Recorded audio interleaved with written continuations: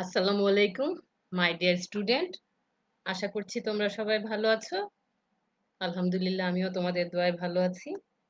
তোমরা যে যেখান থেকে ফেসবুক লাইভে যুক্ত আছো তোমাদের প্রত্যেককে স্বাগত জানাচ্ছি। প্রতিবারের মতো এবারও বলছি, কাইন্ডলি একটু কমেন্টস করে জানিও আমাকে ঠিক মতো শুনতে পাচ্ছ কিনা।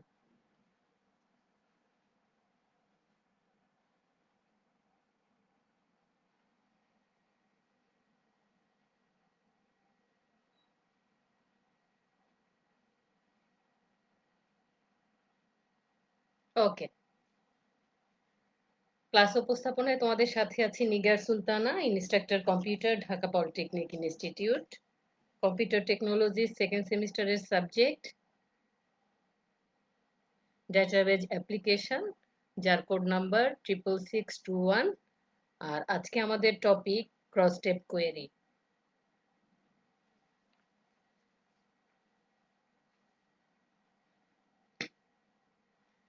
আজকে ক্লাসের অবজেক্টিভ, আজকে ক্লাস শেষে তোমরা জানতে পারবে ক্রস স্টেপ কোয়েরি কিভাবে করতে হয়, এই বিষয়ে তোমরা একটা ধারণা পাবে।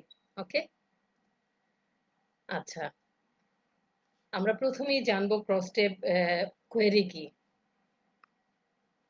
এখানে দেখো লেখা আছে cross step query is a type of select query when you create a cross step query, you can specify which field contain row headings, which field contains column headings, and which field contains value to summarize.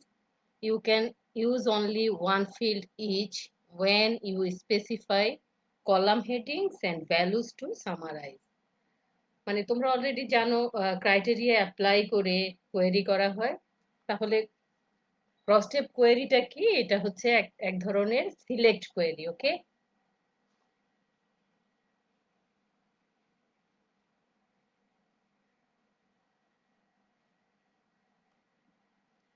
যখন আমরা cross step query create করব তখন আমাদেরকে specify করে দিতে হবে মানে কোন রো হেডিংস এ যাচ্ছে, আবার কোন কলাম আমরা হেডিংস এ যাচ্ছি, এবং কোন ফিল্ডের ভ্যালু কন্টেন্ট হবে তা সিলেক্ট করে দিতে হবে। এখানে একটা জিনিস খেয়াল করে থাকবে যে এখানে একটা মাত্র কি থাকবে, কলাম হেডিং থাকবে, এবং ভ্যালু সামারাইজের জন্য একটা মাত্র ফিল্ডকে আমরা চুজ করব।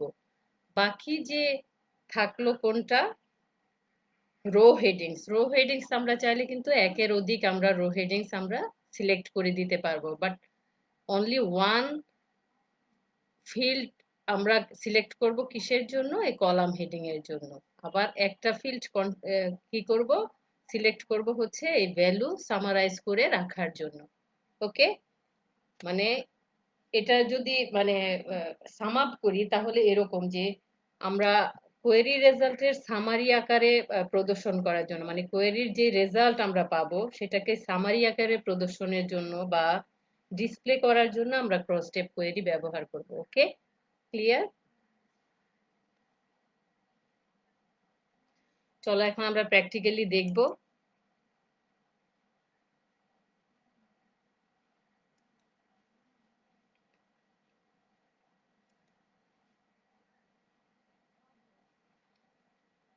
আমরা ক্রস স্টেপ কোয়েরি এক্সিস্টিং যে ফিল্ড আছে, টেবল আছে বা কোয়েরিজ আছে, এগুলোর মধ্যে আমরা করতে পারি, অথবা আমরা এক্সটার্নাল ডেটা, দেখো এখানে ক্লিক করলে আমরা একটা রিবন দেখতে পাচ্ছি। এখানে দুইটা পোর্শন আছে, একটা হচ্ছে ইনপুট অ্যান্ড লিঙ্ক আর একটা হচ্ছে এক্সপোর্ট।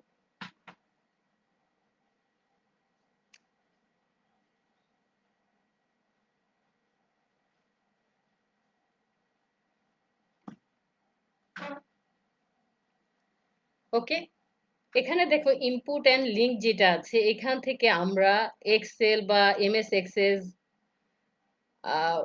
এইগুলাতে যদি আমার কোনো ফাইল তৈরি করা থাকে তখন সেখান থেকে কিন্তু আমরা নিয়ে আসতে পারবো। ওকে, আমাদের এখানে খেয়াল করে দেখো এমএস এক্সেল এ একটা টেবল ক্রিয়েট করা আছে। এখানে দেখো এসটি টেবল নামে এখানে একটা টেবল ক্রিয়েট করা আছে।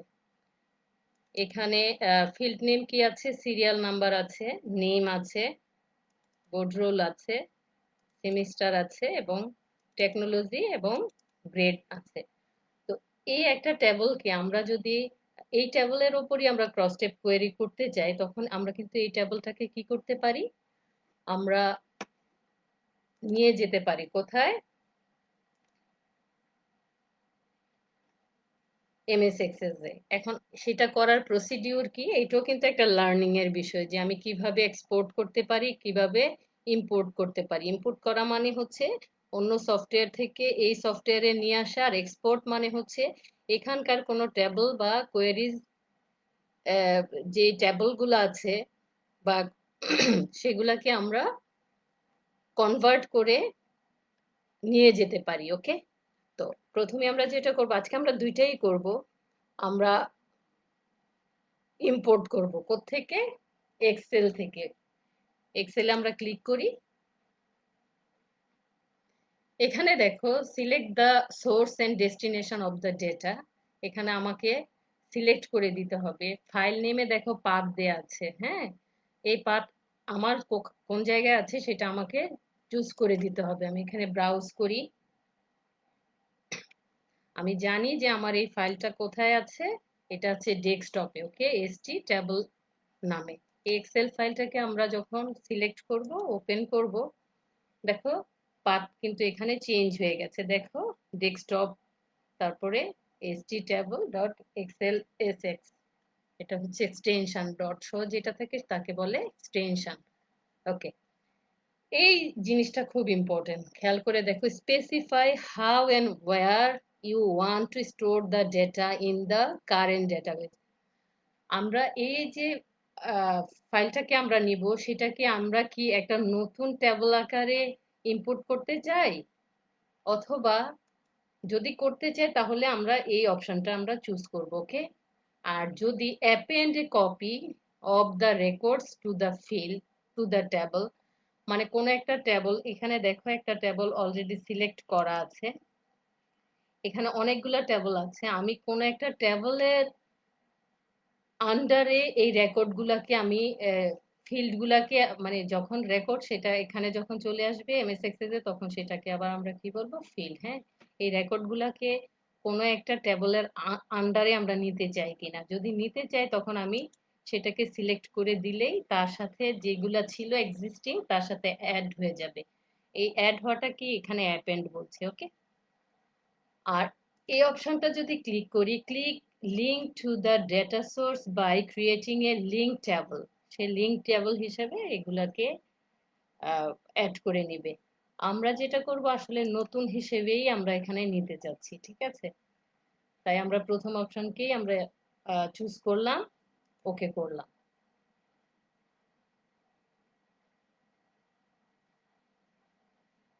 আচ্ছা, your spreadsheet file contains more than one worksheet or range, which worksheet or range would you like. এখানে আমরা আসলে আহ, আমার ওয়ার্কশিট একটাই আছে, সমস্যা নাই, ঠিক আছে। আর এখানে একটু খেয়াল করে দেখো, আচ্ছা এখানে আমাদের রেঞ্জ দেওয়ার দরকার নেই, সো ওয়ার্কশিটই আমরা সিলেক্ট করাই আছে। নেক্সটে যাব, এখানে খেয়াল করো, Microsoft Access can use your column headings as field names for your table. Does the first row specify contain column headings?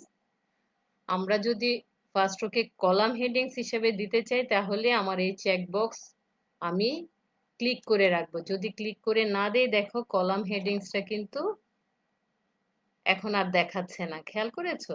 আবার যখন এটাতে আমি ক্লিক করি, দেখো কলাম হেডিংসটা আবার কিন্তু দেখাচ্ছে। আমরা কলাম হেডিংস চাচ্ছি।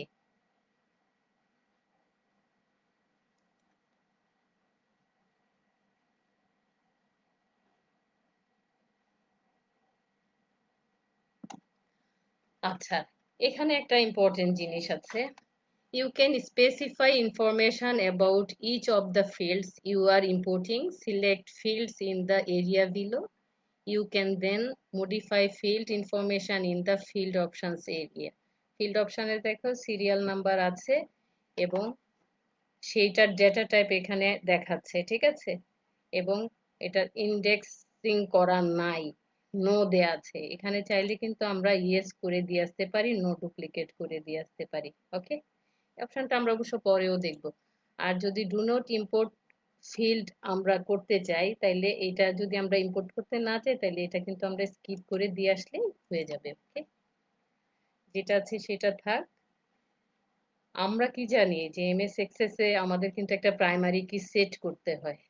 ওকে, এখানে বলছে Microsoft Access recommend that you define a primary key for your new table. A primary key is used to uniquely identify each record in your field. It allows you to retrieve data more quickly. আমরা primary কি set করব কি না? হ্যাঁ, late access এট primary কি, এটা কি access নিজেই সেট করে নেবে? যদি ও করে ওর মতো করে করবে, যদি আমি করে দিতে চাই বা আমরা করে দিতে চাই, তাহলে কি করতে হবে? চুজ মাই ওন প্রাইমারি কি। ওকে, সেখানে দেখো, এখানে ক্লিক করলে কিন্তু আমার যতগুলা ফিল্ড আছে সবগুলাই কিন্তু এখানে শো করছে। আমি চাইলে যে কোনো ফিল্ডের উপরই প্রাইমারি কি আমি চুজ করতে পারবো, আমরা সিরিয়াল নাম্বারটাতেই থাক। আর যদি প্রাইমারি কি সিলেক্ট করতে না চাই, তাহলে নো প্রাইমারি কি দিলেই এই অপশনটা আমরা চুজ করব। আমরা চুজ করব আসলে আমরা নিজেরাই প্রাইমারি কি সেট করে দিতে চাচ্ছি। ওকে, নেক্সট। এখন আর কিছুই না, যে আমরা যে ইনপুট টেবল করব সেই টেবলের নাম কি হবে। আমরা একটা টেবলের নাম দিতে চাই, আমরা অ্যাজ ইট ইজই রাখতে চাই। আমাদের টেবলের নাম কি ছিল? ST information, student information. হ্যাঁ, ইনফো।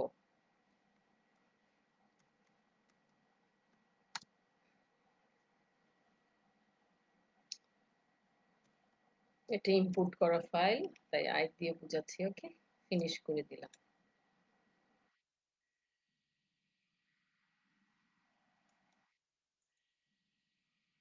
এটাকে সেভ করতে হবে, যদি সেভ না করি তাহলে কিন্তু এই যে আমরা এসটি টেবল দিয়েছি, ঠিক আছে, সেটাকে আমাকে সেভ এজ এ, যে আমরা সেভ করি একই নামে থাকে। সেভ এজ করলে কি করি? আমরা নাম পরিবর্তন করতে পারি, এটা তোমরা সবাই জানো, তারপরে আবার বলছি। দেখো, সেভ ইনপুট স্টেপ, এটা তখন ছিল না, এটাকে এই যে আমরা সেট করে দিয়ে সেভ ইনপুট আমরা দিয়ে দিলাম। আচ্ছা, এই নামে বলছে একটা ফাইল আছে অলরেডি। ওকে, আচ্ছা, তাইলে এটাকে একটু চেঞ্জ করে আমরা দিচ্ছি ইম্প দিয়ে দিই সেভ। দেখো, এখানে কি আমরা দেখতে পাচ্ছি? দেখো, এইটাই তো আমরা নিয়ে এসেছি। দেখো, খুব সহজেই কিন্তু আমরা এক্সেল থেকে ফাইল ইনপুট করে আমরা এক্সেলে নিয়ে আসতে পারি। ওকে, আচ্ছা, এখন আমরা যেটা দেখবো সেটা হচ্ছে যে কিভাবে আমরা ক্রস টেব কোয়েরি করব। ওকে, আমরা এই টেবিলের ওপরই আমরা করতে পারি।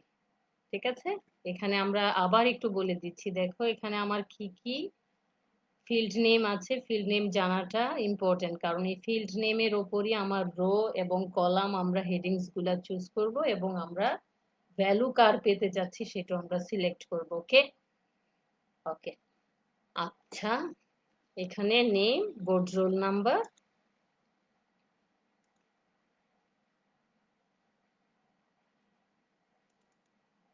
সেমিস্টার, টেকনোলজি, গ্রেড এই আছে।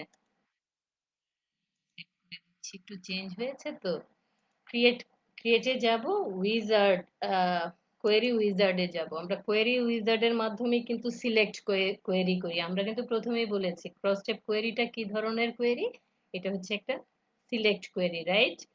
এখানে আমরা প্রথমে কিন্তু সিম্পল কোয়েরি করেছি, আজকে কি করব? ক্রস স্টেপ কোয়েরি করব। দেখো, এখানে ক্লিক করার পরে এই দেখো, এখানে একটু কথাবার্তার চেঞ্জ আসছে। This wizard creates a cross-step query that displays data in a compact spreadsheet-like format. মানে আমরা এটা আসলে এক কথায় যেটা হচ্ছে, এটা হচ্ছে কাস্টমার ফরম্যাটে, যেটাকে রিপ্রেজেন্ট করার জন্য আমরা এটা এই ক্রস স্টেপ কোয়েরিটা করি। ওকে,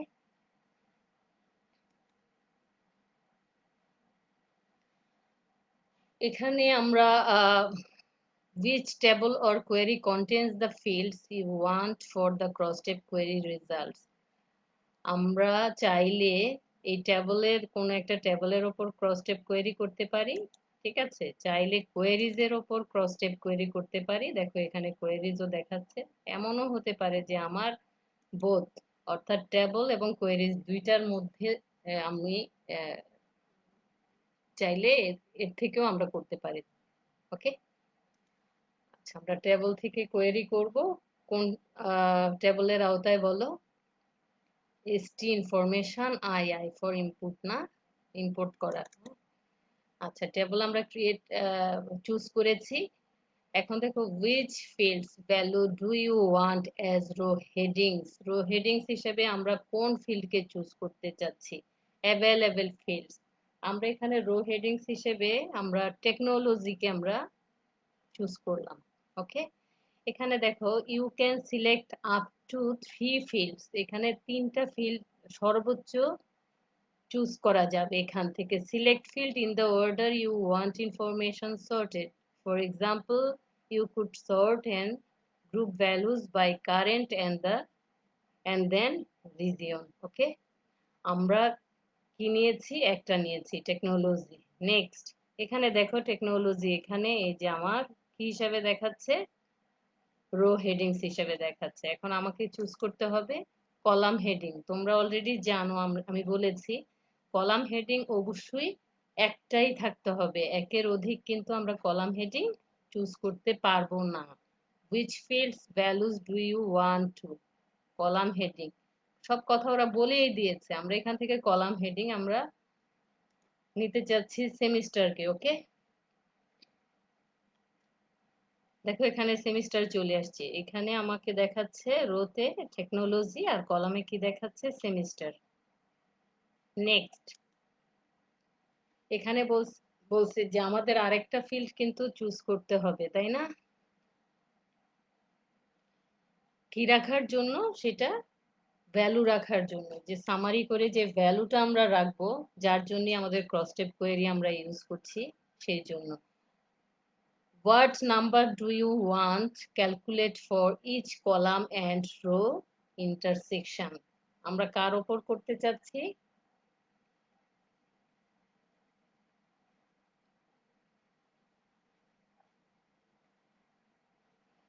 কাউন্টের উপর করতে চাচ্ছি।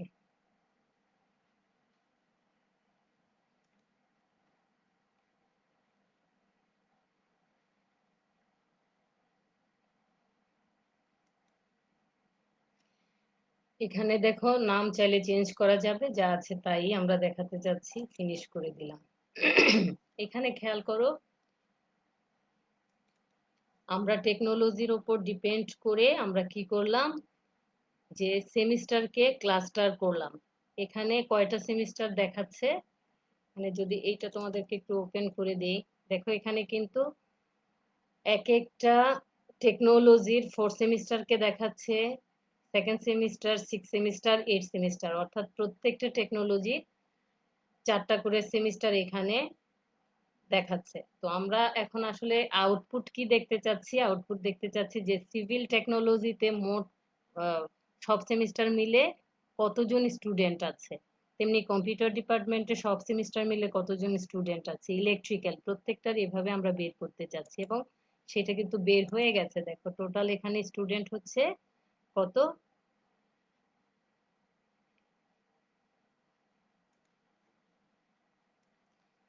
টোটাল স্টুডেন্ট হচ্ছে 59। এটাকে যদি আমরা সাম করি তাহলে কিন্তু 69 দেখাবে। এর মধ্যে এটাকে আমরা লাস্টে দিয়ে দিচ্ছি। দেখো সিভিল ডিপার্টমেন্টে 13 জন স্টুডেন্ট আছে সব সেমিস্টার মিলে। এর মধ্যে 4 সেমিস্টারে আছে 4 জন, সেকেন্ড সেমিস্টারে 4 জন, 4 সেমিস্টারে 4 জন, 6 সেমিস্টারে 3 জন এবং 8 সেমিস্টারে 2 জন, মিলে হচ্ছে 13 জন। খেয়াল করেছো? ওকে, কম্পিউটার ডিপার্টমেন্টে আছে 17 জন সব সেমিস্টার মিলে। তেমনি ইলেকট্রিক্যালে আছে 12 জন, মেকানিক্যালে 7 জন এবং পাওয়ার টেকনোলজিতে আছে 10 জন। এভাবে আমরা ক্লাস্টার করে কিন্তু আমরা ডেটাকে রিপ্রেজেন্ট করতে পারি by using cross step query. Okay, শুধু তা না, এটাকে আমরা চাইলে সেভ করে নিতে পারি। এখানে আমরা দেখো এমপ্লয়ি ইনফরমেশন নামেও কিন্তু একটা ট্যাবল আছে। এখানে কি আছে? ID number, employee name, designation, joining date এবং স্যালারি দেওয়া আছে। চাইলে আমরা এই টেবিলের উপরে আমরা ক্রস স্টেপ কোয়েরি করতে পারি। সেম প্রসিডিউরে আমরা করব। এমপ্লয়ি ইনফরমেশন, এটা আমরা কি দেখতে চাচ্ছি? ধরো যে আমরা ডেজিগনেশন নিলাম, আর হচ্ছে আমি ডেজিগনেশন দিয়ে কার জয়েনিং ডেট কবে আমি সেটা জানতে চাচ্ছি, এটাও জানতে পারি, বা কে সবার আগে জয়েন করেছে, হ্যাঁ সেটাও জানতে পারি, বা কে সবার পরে জয়েন করেছে সেটা চাইলেও জানতে পারি আমরা। তাইলে জয়েনিং ডেট আমরা ইউজ করব। এখানে ডেট বানান ভুল আছে, ডিএটি হবে, আরই হয়ে গেছে। আচ্ছা, নেক্সট দিয়ে দিলাম। দেওয়ার পরে দেখো আমি কি দেখতে চাচ্ছি, সেটা কি আমরা ইয়ারলি দেখতে চাচ্ছি জয়েনিং ডেটে, quarterly, month, date, date and time, আমি যেভাবে চাই ওইভাবেই আমি দেখতে। ধরি যে আমরা ইয়ারলি দেখতে চাচ্ছি, ওকে।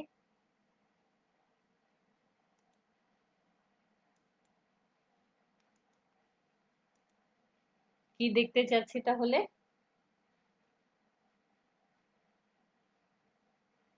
কতজন, সে এটাও কাউন্ট দিয়েও দেখতে পারি, এটা আমরা যেভাবে ইচ্ছে ওইভাবেও দেখতে পারি, ওকে। দেখো, চিফ ইন্সট্রাক্টর হিসেবে কয়জন আছেন? 5 জন আছেন। এর মধ্যে কত, 2008 সালে জয়েন করেছেন 2 জন, 9 সালে কেউ জয়েন করেননি, 10-এ একজন করেছেন, 11-তে 2 জন করেছেন, এবং 2020 সালে কেউ জয়েন করে নাই। ইনস্ট্রাক্টর হিসেবে টোটাল আছে 12 জন। এই জায়গায় দেখা যাচ্ছে প্রথম 2008-এ 2 জন, 9-এ একজন, 10-এ 3 জন, 11-এ 4 জন এবং 2020-এ 2 জন। জুনিয়র ইনস্ট্রাক্টরের 7 জন আছে। এভাবে ক্লাস্টার করে আমরা দেখতে পারি। এখন যদি আমরা বলি যে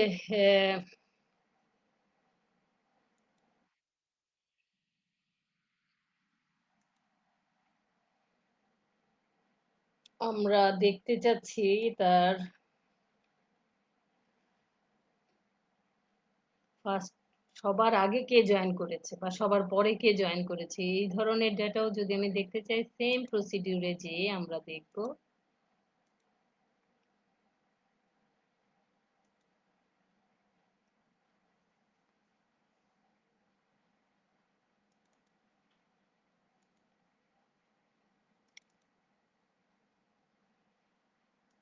ইয়ারলি দেখি, এটা আইডি অনুযায়ী দেখি আমরা, যে সবার ফার্স্টে কে জয়েন করেছে এটা আমরা দেখতে চাচ্ছি।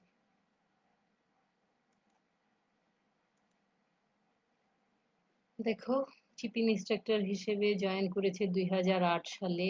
উনি প্রথমে জয়েন করেছেন। ওই যে এটা কিন্তু কি দিক দেখিয়েছে জানো, এটা এই যে টোটাল অফ আইডি, মানে আইডি 1, আইডি 1 2008-এ জয়েন করেছে।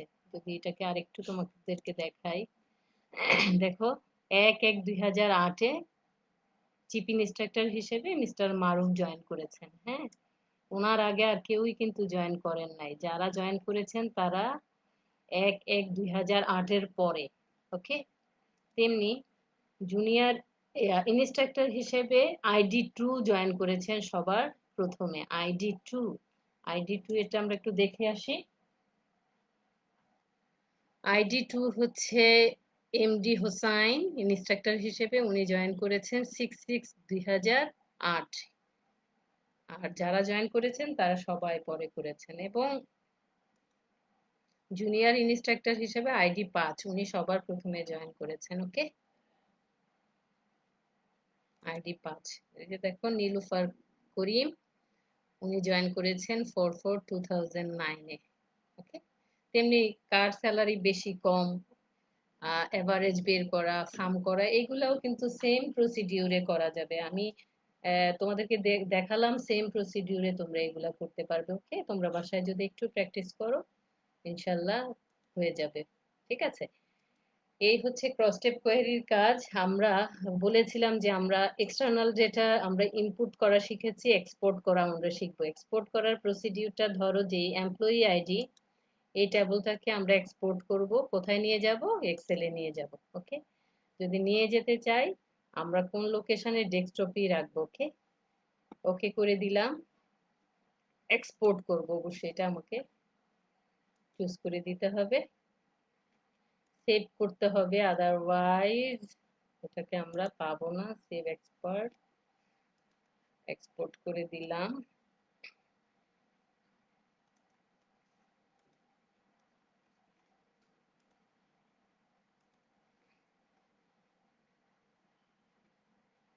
দেখো চলে আসছে এমপ্লয়ি ইনফরমেশন, এটা কিন্তু এক্সপোর্ট হয়ে গেছে।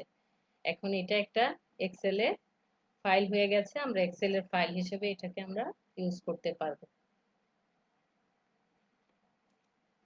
ওকে, জিনিসগুলো খুব ছোট ছোট কিন্তু খুবই ট্রিকি, হ্যাঁ, এবং খুব ইউজফুল।